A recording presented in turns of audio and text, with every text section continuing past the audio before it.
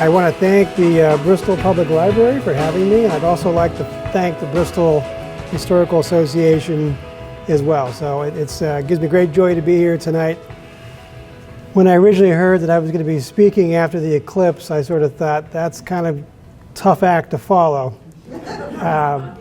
No, but the rain sort of helped me out a little bit there in the clouds.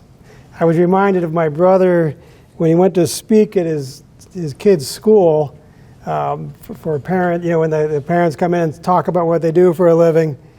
He and I each did that as lawyers, and we were sharing notes about it. And he said, it went horrible. And I said, how bad could it have been? He said, well, right before I went up to speak, there was a marine biologist.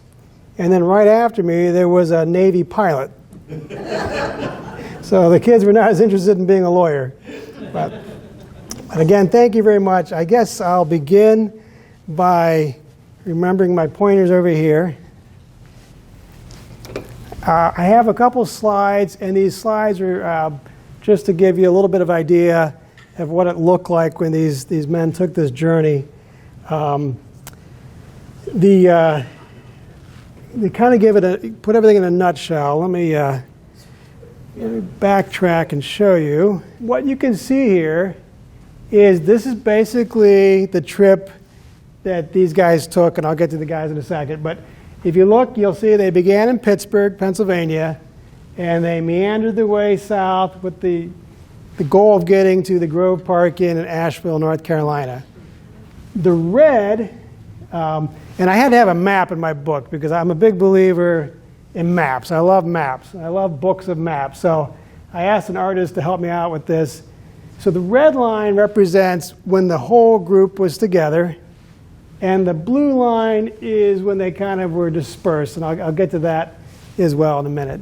So who took this trip together? It was briefly mentioned that you had a couple bigwigs, a couple not known for being for light hitters, right? I mean, you had Harvey Firestone, big in his own right, but also you have Thomas Edison, Henry Ford, and another gentleman I'm going to talk about, John Burroughs. The four of them would take these trips together from 1916 up through the early 1920s. And it was originally Thomas Edison's idea. The great inventor had yet another invention. He invented the idea of getting together and taking a trip together and to sort of rough it. They were going to try to rough it as best they could. So, and backtracking a little bit along the way, what I basically did was I saw this picture. As mentioned, I'm from Akron, Ohio. I went to Ohio State. I'm a lawyer. My father was an engineer. My father worked for Firestone Tire and Rubber Company. He was an expert engineer, mechanical engineer, became a product specialist, did some pretty crazy, neat things during his career. Just one moment to kind of get off track and brag about him for a second. But with the World Trade Center bombing, he was one of the engineers they brought in to help reconstruct what had actually happened so they could determine where the bomb had gone off and all that. He also worked on the Oklahoma City bombing case. So he really knew his stuff, and it was a pleasure and an honor to be in the same building with him. He was an engineer, I was a lawyer. Every once in a while we'd have coffee, we'd talk together, and when I was in his office one day, he loved Akron, Ohio. I mean, Akron was at one point this place that had movie stars showing up and famous people showing up. My grandparents said the same thing. I was born in the 60s. I never really saw Akron at that same level. I grew up, Akron was a big city, but it was kind of a city, kind of from a manufacturing standpoint, in decline. Anyway, so going through his office and talking to him, he had pictures on the walls, and he had a bunch of books. And I think one of the books was probably required reading for any Firestone employee. It was a book about Harvey Firestone. And I say that because I could see notes in the margins about, how to be a good businessman and how to be a good employee and all that kind of stuff. But he said to me, hey, if you want to read any of these, just let me know. So he hands me this book, and I look at it, and I flip open to the middle for the pictures. Like any good reader, where are the pictures at? And that is the picture I saw. And I remember being caught off guard because in that picture, and you guys probably all know this, but just to make sure, that is Thomas Edison. That's Harvey Jr., that's Firestone's son. You got John Burroughs in the top there in the middle. You've got Henry Ford, and you've got Harvey Firestone, and you've got another guy here as a professor who was friends with John Burroughs. And the professor was one of those guys that was just happy to go along. He got invited, and he's like, yes, really happy to go along. And thankfully he did, because quite frankly, a lot of what we know about the trips was because of him. Of these trips they took, Thomas Edison didn't write a thing about him. Henry Ford was not a crazy book reader, so he didn't write anything either. Luckily, he had John Burroughs, who was a writer. And then you had Harvey Firestone, who was the organizer of the trips. So Firestone and Burroughs sort of worked together to sort of preserve some idea of what actually happened on these different trips they took. So when I saw that picture, I said to my dad, oh my gosh, I mean, I knew these guys knew each other. You know, my grandmother told me how Thomas Edison used to be in Akron a lot. But I never realized that they hung out together or they camped together. I mean, that seems kind of crazy, right? So what I decided to do was, I said to my dad, hey, it'd be kind of interesting to see if there's other pictures out there that we could look at, knowing he's a Firestone guy and knowing he knows all these Firestone people. So the person he knew had actually retired. The Firestone documents had been moved to the University of Akron, but through a few phone calls, he and I got access to, and we asked, and we see some camping documents. And so they brought out this big cart, and in the cart there was a couple boxes that just said camping trips. Unfortunately, the camping trip materials were very disorganized. I probably shouldn't be saying that since this is being filmed, but it just was not well documented, at least not the way I wanted it to be. But again, what caught my attention in this picture, besides the people in it, was that's a picture taken in 1918, August of 1918. What an interesting time for a bunch of famous guys to take a trip.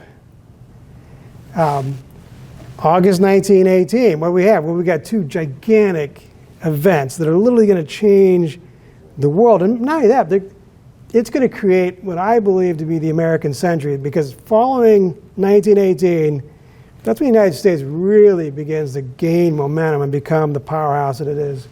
And those two big events, obviously, are World War I and Spanish flu. Now, just so you know, with World War I, one of the things to keep in mind, because when I originally went to write this, I told my wife, this is a great idea for a story. And she said, well, why are they not involved in the war? And it comes across as a bunch of rich guys, you know. And so keep in mind that Edison's in his 70s, Burroughs is in his 80s, Firestone's mid-50s, Ford's mid-50s, Harvey Jr. is younger, but he actually does serve. And so it's not a bunch of just rich guys trying to escape going off to war. So we handle that part of it.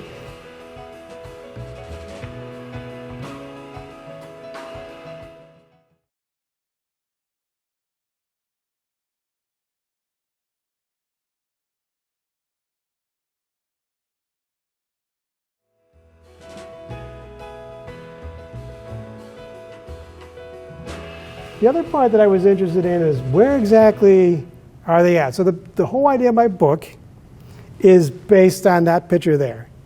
It's basically a who, what, where, when, how. Who do we have up there? Where are they at? Why did they go there? How did they get there? And so I had no preconceived idea. I just sort of set out to try to find out as much as I could about the trip. And I'd like to, if you don't mind, read a couple sections from the book to kind of give you a feel for what it might have been like in the very beginning of their trip. And I use that, I use the journey itself is sort of a way of telling other stories through 1918. So it's sort of a collection of stories within a story. But I should have brought my readers here. In the front seats of the dust-covered Packard on the passenger side sat the world's greatest inventor. His suit was wrinkled, as it almost always was, and he wore a crooked bow tie with a vest fully buttoned to the top. Clutching a map and compass, he gave little concern to the August heat. Folded along the floor of the car, besides his dress shoes, black socks, and white ankles, were multiple newspapers, including a copy of the New York Times, which he would devour from top to bottom at some point before the day was through. His thinning white hair blew in the wind, and despite the ruckus the caravan made, he hardly heard a thing. Thomas Edison was 71 years old, had not shaven, and was hoping to get a few good miles down the road before pulling over for the night. So I think what you said in the beginning, imagine, just try to picture these guys going down the road in August together. Now, when we talk about going down the road together, they're all self-made men. Every one of those guys was a farmer who became what they became. So they were not born into privilege in any way. However, by the time this picture is taken, they are quite wealthy. In fact, Henry Ford is probably one of the richest human beings that has ever lived. So they have a good deal of money at their disposal. Having said that, yes, this is one of the very first road trips ever taken, but in a lot of ways, it's sort of a combination of road trip and glamping, because they took a bunch of vehicles with them that were stocked with food and things to help them, and they had helpers. And unfortunately, I don't know if anybody here has been to Biltmore. You have the upstairs and you got the downstairs. And to me, it's almost as fascinating to go downstairs, maybe the Downton Abbey side of me, but I like the idea of seeing where the workers lived and what they did. Unfortunately for us, there's just not much that we know about the people who actually helped them. There's a few names we know. There's a few details we know about them, and I'll get a picture of one of them. He kind of served as he was one of Ford's helpers. He doubled as a chef, photographer, and whatever else was needed. So he actually appears in a few photographs. And his SATO, I'm assuming that's Sato or Sato, Harold, a Japanese American. He did draw a lot of interest from people because a lot of people had never seen a Japanese American at that time. So, unfortunately, like I said, we don't really have a lot of information about the helpers, but they had plenty of help. The trip itself, keep in mind it was 1918, so roads were not what they are now. And what I did in a lot of this part of this book was try to recreate really what 1918 was like. It is, when you go travel now, you're on an interstate, you have gas stations, you have fast food restaurants. Matter of fact, I think that's one thing that's happened in this country more than anything else, and that is every intersection in this country pretty much looks the same now. You know you're going to see a McDonald's, you're going to see a gas station, you're going to see the same thing. You're going to see a Starbucks probably on both sides of the exit. That was not the case. When they made this trip, driving was difficult, mechanical problems were regular, and there just was not a lot of stuff. So they had to kind of do the best they could with under the circumstances, which leads me to another portion of the book I wanted to read to you to give you an idea of what it must have been like. So this is like they're still in Pennsylvania, early on in their drive down to Asheville. So the caravan was heading towards Connellsville, Pennsylvania. Along the way, one of the bigger cars, driven by the younger Firestone, had a cooling fan break, which after running wild, punctured the radiator. Luckily, one of the Packard's other occupants was Henry Ford. After a bit of roadside tinkering, they were able to coax the car into Connellsville and found the Wells Mills garage in the center of town. After much shaking of heads, the initial analysis from the local mechanics was the radiator was beyond repair. They could overnight one from Pittsburgh. several locals haven't gotten the word. They show up, they offer their opinions, and Ford basically, I put this up, Ford, who undoubtedly knew more about mechanics than anyone else in town, assumed the self-appointed task of deciding what to do. After a few moments of thought, and with a crowd of onlookers, he pulled off his coat, rolled up his sleeves, and began taking off the broken parts. He then carried them into a nearby garage, where the master mechanic spent the next 3 hours personally repairing them. To everyone's astonishment, the car was fixed and was ready to resume the race. Ford's suit, spotted with grease, was an unintended casualty. So in that particular case, it was pretty helpful to have somebody like Henry Ford with you. However, you can imagine that would be an unusual to have Henry Ford be one of the occupants in a car. So travel was fairly new and fairly difficult.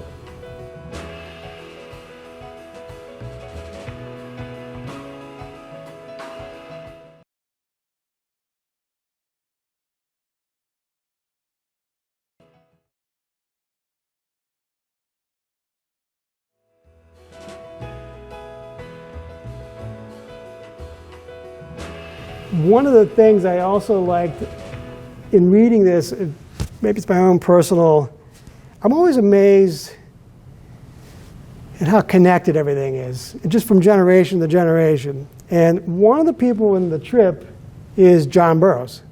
And I didn't know a thing about John Burroughs until I started doing the research. Anybody here a big fan of John Burroughs or know about John Burroughs? So John Burroughs was basically an environmentalist, nature writer back in the day. And what's fascinating is, that's fascinating that he would be friends with a bunch of industrialists. I find that to be sort of astonishing. I'll get to that in a second. But the other thing he does is, because of his age, he's in his 80s, he offers, and they're all, older, and it's 1918. But what I'm fascinated by is he actually was a young man during the Civil War. So you have somebody with them that actually is from a completely different time period, completely different life experiences, and that thought process to me, you have a nature writer who was a young man during the Civil War who's friends with these 20th century industrialists. So just a fascinating piece of this story to me. I thought I had a spot I was going to read from that. Bear with me here. I'll give you an example of that. I put in a section about John Burroughs. And what I do is I divide, the book basically does the trip, but along the way I do 4 mini biographies of each of the people on the trip. The professor doesn't get much, but the other 4 get a section. So the section about John Burroughs, I put this for the beginning of it. From a treasury window, one might be able to peer down an alleyway and catch the sight of a tall stovepipe top hat and a, quote, best-natured looking man with a, quote, kindly, almost homely face, unquote. However awkward he might be, one could not help but look at him. Abraham Lincoln, who was fond of taking shortcuts on foot down back streets and alleyways throughout the capital city, was occasionally spotted by young John Burroughs as he worked at his desk in the Treasury building. I just thought that was, and I got that actually out of some of Burroughs' writings, that he would every once in a while purposely try to see Lincoln as he snuck through these back ways. What a different world that was then. So basically, another thing I also should mention is that the 2 big stories of the time, I do delve into those a little bit because you can't help but do it. It's 1918, and it's a fascinating thing to see and read and write about both World War I and the Spanish flu. I did a presentation for a high school back up in Ohio, and I thought for sure I was going to have some young kid come up to me and say, why does this matter? Who cares about Spanish flu and World War I? And I was all ready to, I had some answers for them. But I'm going to say this on behalf of young people. They were all very engaged, and they actually said to me what the answer was. They said, wow, Spanish flu sounds a lot like COVID. That sounds like we're going through this too. So we can relate to this fact these people went through this. I should mention too, this picture's taken in August. So Spanish flu kind of had two waves. There was the original wave in April of 1918 that kind of scared everybody, but it had kind of died off in the summer. Flu does that, right? Never seems to be as bad in the summer. And so when they took this picture, they probably thought the flu was behind them. What they didn't know was that picture's taken about 2 or 3 months before it gets really, really bad. That October, November, December is we hear about the Spanish flu with people just keeling over and dying right in front of other people. That's about to happen a few months from then. So, and then going back to those kids, I thought, okay, well, they may say to me, World War I, what do I care about that? And I was going to say, well, if you look right now, Europe's kind of got some hot spots. But again, these kids were on it. They said, yes, it sounds like today where we don't have a world war, but you always feel like we're on the verge of maybe another war breaking out. So I bring that up as well because I feel like sometimes I'm a little hard on young people for not caring about history. My father said to me one time, kids don't care as much about history because they don't have anything behind them. Like their whole life's ahead. When you're older, like he is or I am, you have more things behind you. So you do have more stories to tell and you're interested in more things from the past. So the trip had plenty of moments that I thought were kind of funny. So I actually want to read another little levity here as to what happened. So basically what happened was they were always juggling how much supplies they had, if they had enough supplies or not. And they, were quick to blame the help if they didn't have enough things. But what turns out, they didn't have enough of the supplies. So they, basically the group wanted to make some bread. They didn't know how to do it. And they found a woman in town and asked her if she would help. And originally she didn't want to help because she's like, I don't want to give up my food. And they made a trade with her. They said, well, listen, if we give you some flour as a trade, will you help bake some bread? And she said, sure. So here's what happened. And then she finds out, too, that Edison has a sweet tooth. So she bakes him some apple pies. And so later that night, she, being this Mrs. Engel, brought the apple pies down to the campsite. Edison, who had just finished dinner and was reading A Life at Thoreau, insisted that he would have the pie for breakfast. And although great care was taken to secure the pies, neighborhood dogs got into the truck during the night and ate his highly anticipated breakfast. The following morning, Mrs. Eagle did return with loaves of bread, but it is not known if she was told about the dogs. It is also not known if the campers would have told her that her flat bread had an odd taste. Although some in the party immediately suspected it, no one said a word, and it was only later confirmed that gasoline must have leaked into the sack of flour. Nonetheless, the camping party ate the bread, gas and all. So, and that gas and all is actually a quote I found from Firestone, and so I thought that was pretty funny.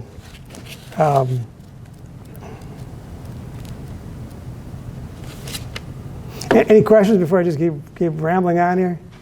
Sure. That movie camera that the Japanese American, apparently they took some movies of this trip. They have a couple of shots from the various trips they took. They're like short films, maybe seconds. There's not much to them, but yes. And the Henry Ford Museum has those. It's difficult to determine what trip they're actually on when some of those are taken, but yeah, there are some video that was taken, some film. Is Burroughs the same Burroughs that had something to do with the adding machine that was dead? Not that I know of, no. No. Yes, I guess let me kind of with the film, because that's an interesting thing you bring up. Most of these pictures at Akron, University of Akron, that existed, they didn't have them. I'm no expert, I did write about it, but I'm clearly no expert on the subject matter. I'm sure there are plenty of people who would probably know more about the time period than me. But I was quickly able to ascertain that a lot of the photographs were mislabeled. and they were in the wrong years. And I based that on just some of the topography, some of the people I could see in the pictures, and the Henry Ford Museum, which I think is a must-see and do for every single person here. If you haven't done it, or you haven't done it in a while, go back. It's just crazy, amazing. They had a little slightly better job of organizing all those photographs and some of the film. That's what I would do, though. So after I kind of got the idea that I wanted to run with this idea and try to recreate the story as best I could, I had a contact at the Henry Ford Library and Museum, and I would email her particular box numbers that I thought would be on point. It's about 2.5, 3 hour drive for me to go up to Dearborn, and I would drive up and kind of keep my fingers crossed. At least they were somewhat on point, because a lot of times I told them we'd miss the mark and they'd have nothing to do with this at all. However, I will say they were enjoyable reads, because I like that kind of thing, and I'm sure all of you would as well. But one of the things that, just totally an aside, but I had one box of documents up there. There was nothing but letters from people wanting money from Henry Ford. And these were people who knew him or thought they knew him.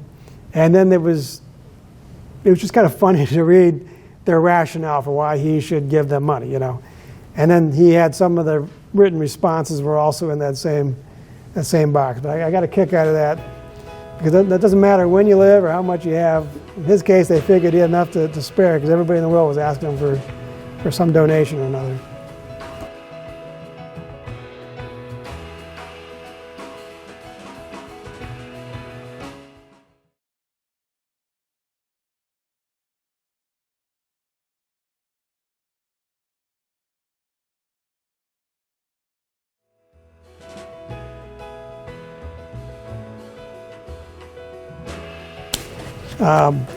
Basically, though, I can kind of go back to that picture, because what they did was a particular interest to this area.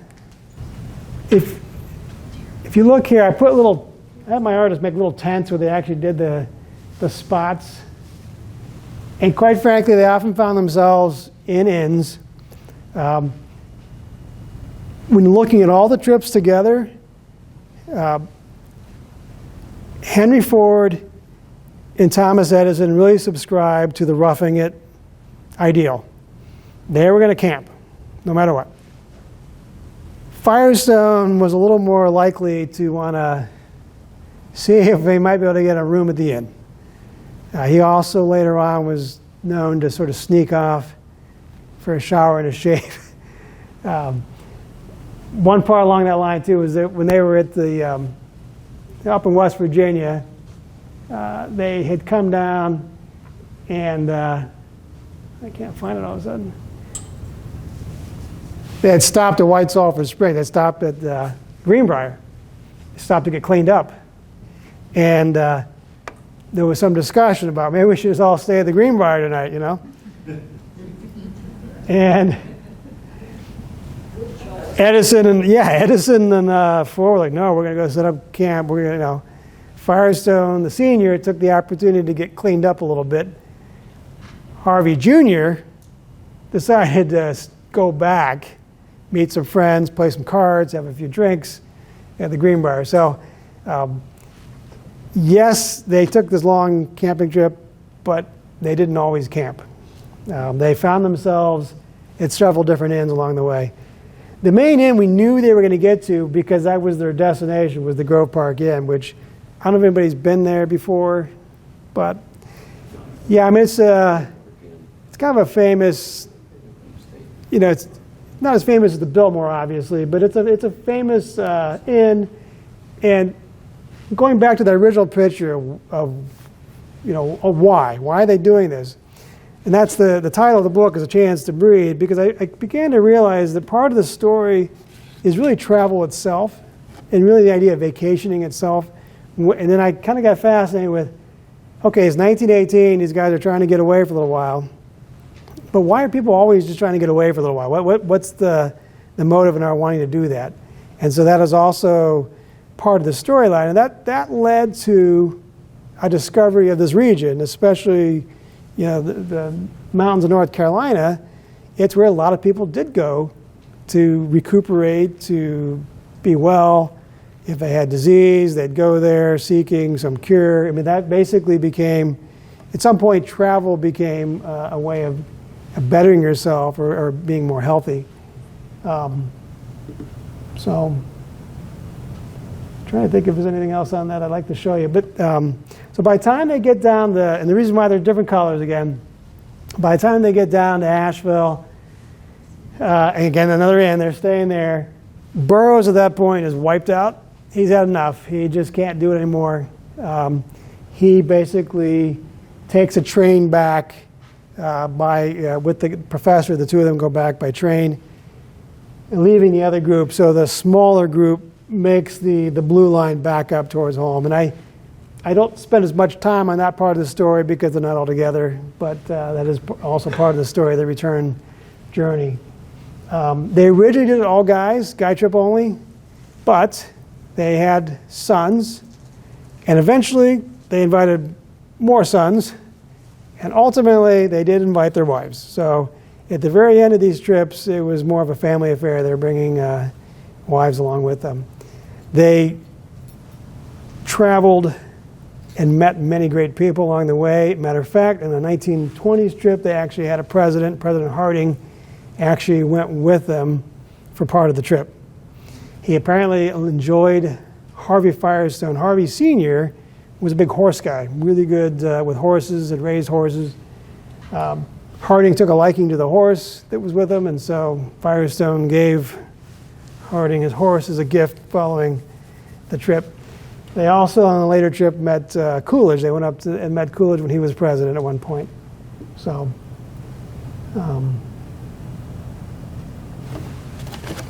So how close did they come to our area? I can't see the map. yeah. Well, here you go. Good question. Thank you for the perfect segue. So along the way, my family's from West Virginia. My grandfather was a dobro guitar player in Knoxville, Tennessee. He had a radio show in the 50s. And I get down here and I stay here one night and I walk out the Bristol Hotel and I turn it and I'm like, I got the birthplace of country music right next door to me. So I've got to put Bristol and some of these spots in this story because that's the where. And so I will say this. They thought that traveling here was sort of exotic at the time. So reading some of their personal notes and some of the things they said about it, I think they thought they were going on a wild adventure. They had no idea what to expect.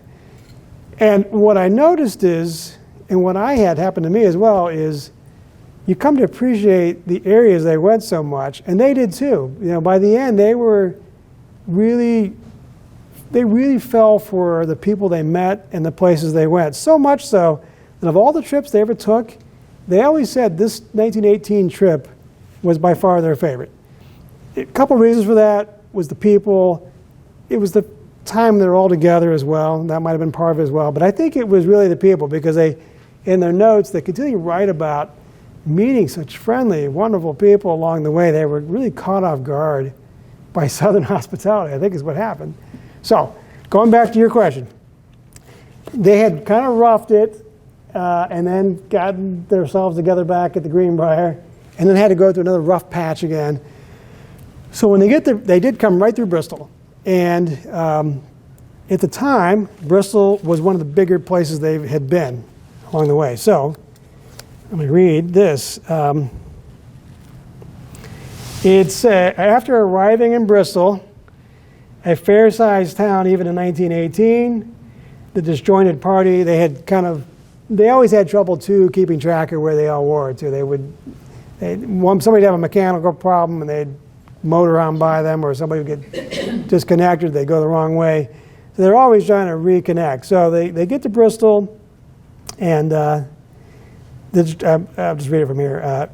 After arriving in Bristol, a fair-sized town even in 1918, The disjointed party faced an immediate problem. Unlike many of the smaller towns they had passed through, Bristol had many streets or possible meeting locations, and they had no idea where to rendezvous. The car carrying the younger Firestone was the first to arrive in town, and the occupants decided to camp outside the Hotel Bristol with the hope the others would find them near such a landmark, especially since it was approaching lunch, and all were hungry. Their hunch soon paid off. The hotel was the setting of a rather active lunchtime, and seating for the entire camping party was found to be difficult. A request for seating together was dismissed out of hand by the head waiter, who responded by stating, "The tables are not large enough for such an arrangement." The waiter, who may not initially recognize the famous campers, made it clear he did not care much for making any effort to seat them together. After they'd been seated in various locations, but before they'd ordered, word spread that Thomas Edison was part of the lunch party. Apparently, the head waiter did an about-face, quickly had the tables rearranged to seat them, the entire party together, and by all accounts, the service received was, quote, wonderful, with the senior Firestone even commenting about how they had been doted upon the entire time. So, yeah, they had lunch here in Bristol. And then what happened afterwards, I have some documents I'm going to share with everyone.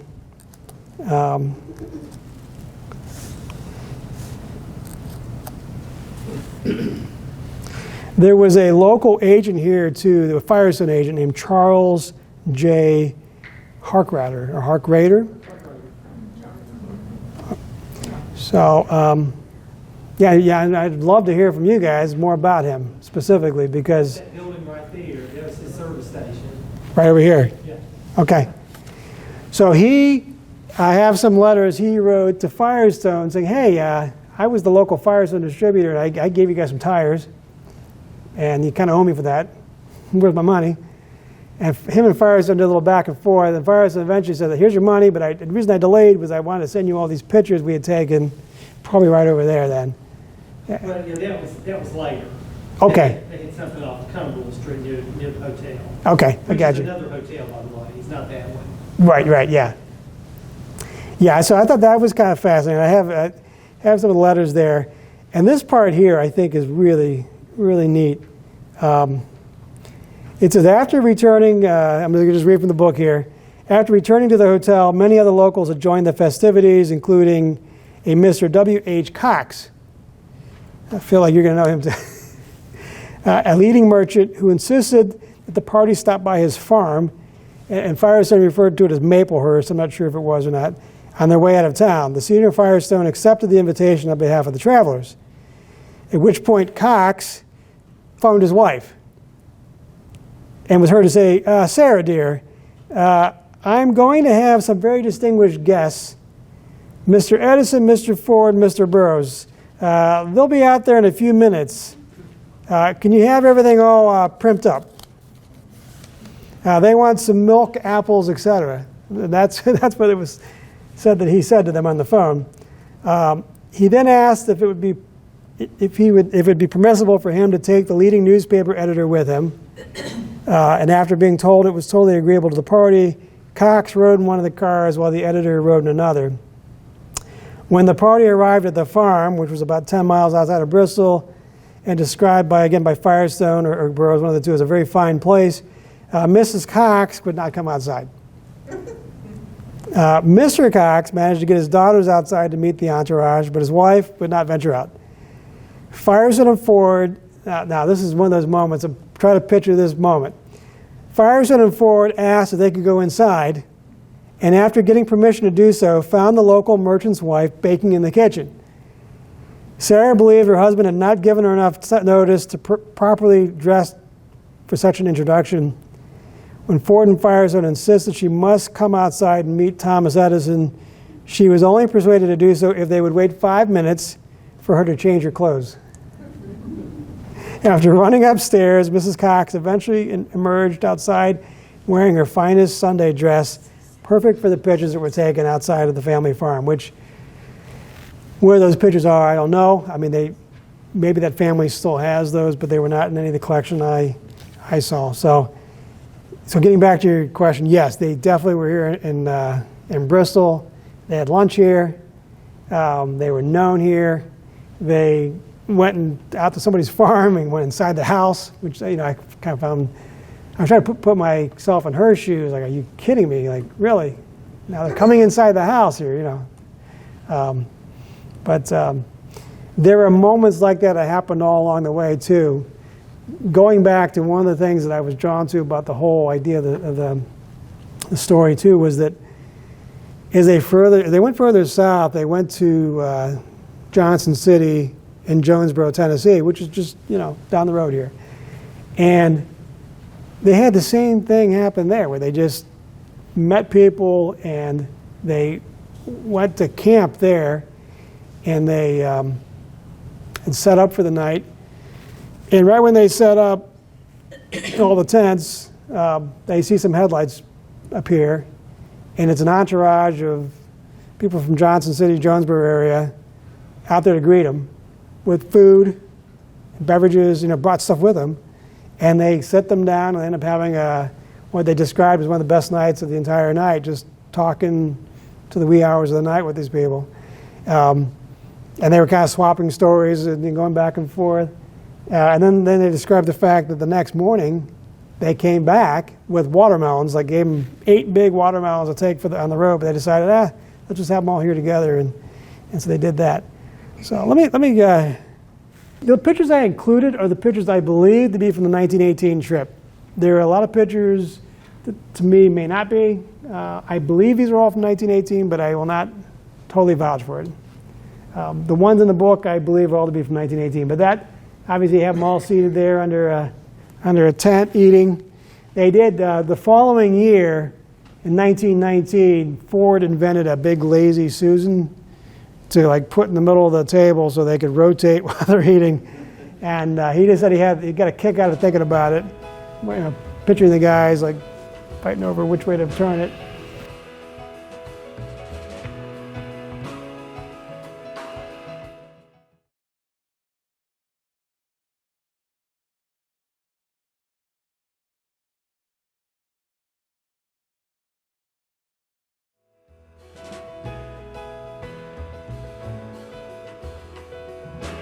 Yeah, they had a couple of wagon trucks that had been outfitted. Again, Ford had been kind of the mastermind behind all that. He had created a bunch of devices and things if you ever get a chance to go to Fort Myers, their houses are down there, Ford's and Edison, and there's a pretty good collection of some of the camping stuff down there. I made a point of going down there. And I put in the book, because from Ohio, I made a point of going down there in February, just to do a little research in February in Florida, But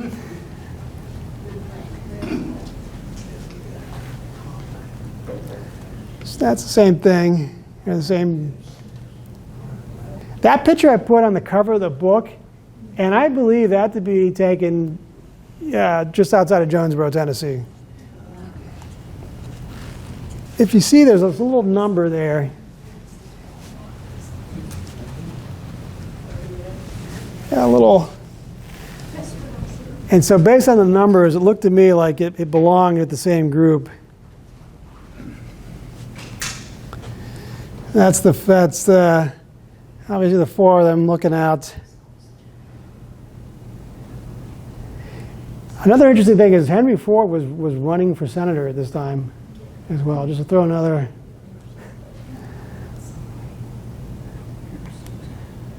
And there he is again. Who is that? Henry Ford. Henry Ford. Yeah. He's described especially by Burroughs as being unable to sit still. So he was a real kind of wiry guy that liked to take hikes and chop wood and a lot of stuff's been written about. I should probably mention this too. A lot of stuff's been written about Henry Ford. Not all of it favorable. For the most part, I just totally ignored all that in this book. Not that I don't think it's important. Everybody has their flaws. I just didn't think it fit in this particular story. I did bring up in the story Henry Ford obviously was a pacifist. He did not think World War I was a good idea. He was against the war, so much so that he did this peace ship that ended up being a big fiasco. But he came around. I mean, according to the other campers, he did come around and was behind the war effort by the time they had gotten together for this trip. And they did have a gentleman with them the very first night who shared how the war was going. He didn't ask them not to divulge to anybody else, don't say, but Burroughs had put in one of the things he wrote that they left with a very favorable impression of how it was going. So what they heard that night had made them feel good that the war was maybe going to turn out for the best. Now I had somebody else tell me.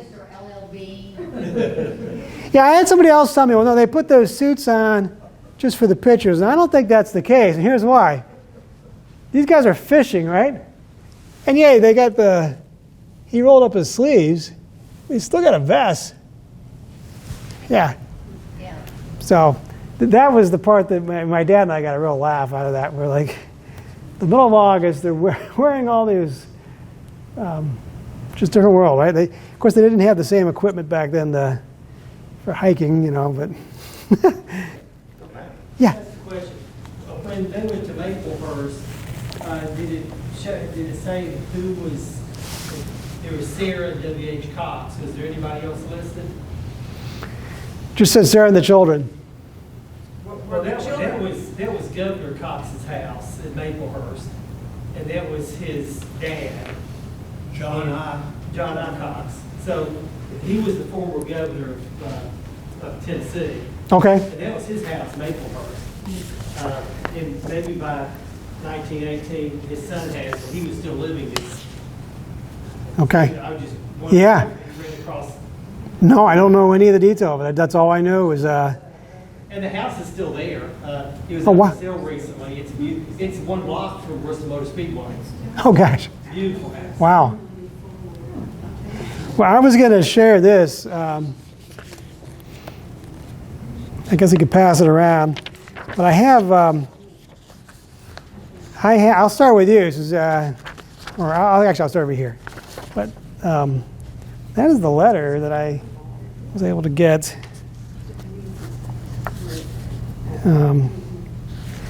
What I did find out that Mr. Cox passed away, I think just a few years after the trip. Whoever they had met with passed away shortly thereafter.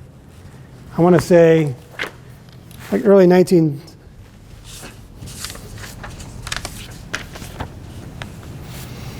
Now, I just drew this off the internet, but it said William H. Cox was born in Sullivan County, Tennessee, May 1867. He died June 11th, 1923, age 56. He's buried in East Hill Cemetery in Bristol, Sullivan County. Our program for next month.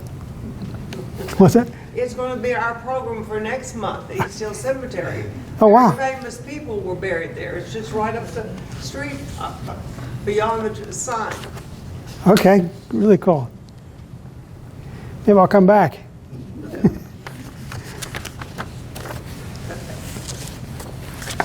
You name all those people? This was taken in West Virginia, and again, you've got Harvey Firestone in the front, you've got Edison, you've got Ford, John Burroughs. That's Harvey Jr. I'm not entirely sure who that is. But what was fascinating to me was that this was taken, so they had a moment in West Virginia, and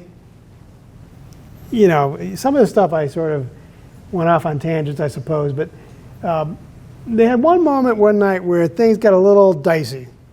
They were set up in West Virginia, and some of the local lumberjacks showed up. And they said it was a little loud, a little unruly. They were a little nervous. At one point, one of the helpers apparently kind of did something where he made sure everyone saw he had a gun on him. And Ford went around with handshakes and kind of diffused the situation. But it occurred to me that So an interesting storyline there was that you have these industrialists in West Virginia in 1918. It's kind of a time period where things are about ready to bubble up with labor and management. And Firestone writes about this a little bit in his book, in his writings, about how he went off and he saw how these people were being really taken well care of. The company cares about the people. They're providing, good jobs and this and this and this and this.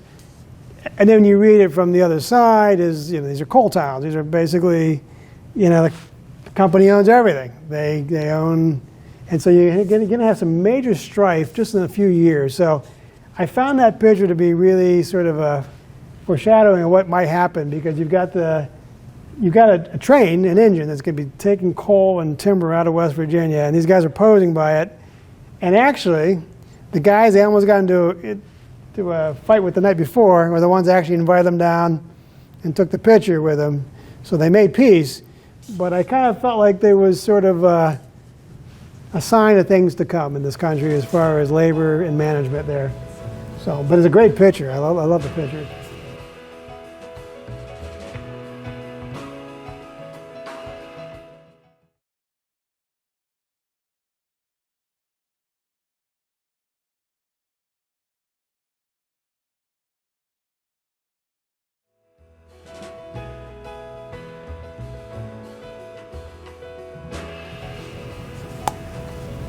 I think that's it, unless anybody else has any other questions. I think I've run out of stuff to say. What was their purpose in going to the Grove Park Inn? When you found out that, was that just because they wanted to camp on the way and then stay in some or were they meeting people in Asheville? It just was a spot they'd picked. Harvey Jr. had gone to school somewhere in Asheville, so he must have probably been familiar with the town. I know at the time the Grove Park Inn was advertised as being a great spot for businessmen to travel to and see, so that might have also been on their radar. Interestingly enough, I also talk about, in the book, about some of the other stuff that was going on at the time. So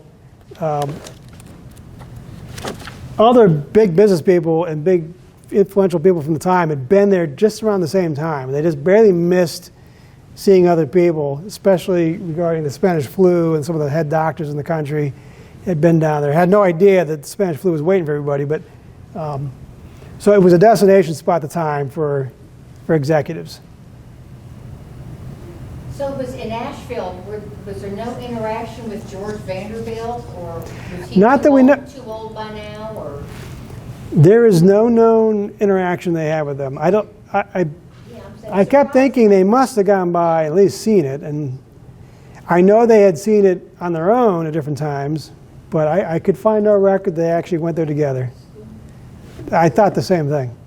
Yeah, so, yeah, the place was there, and the Vanderbilts, there were some Vanderbilts there, I'm sure. Yeah. Well, part of it too, though, is I think, keeping in mind that Burroughs was totally exhausted by that point, they might not have really done what they really intended to do when they got to Asheville. I think the plans changed. He apparently, said he was sharing a room with the professor and said, "Listen, I got to go home. I can't take it anymore. Yeah, I'm too tired. We got to find a way to get me home." And Firestone and Ford had gone on one of their hikes, and they said the same thing. We got to do something with Burroughs. He's in bad shape. So when they all kind of agreed, I think that kind of stopped the trip. So maybe there was a Biltmore visit that was planned but never happened. You said, Yeah, I thought it was too late.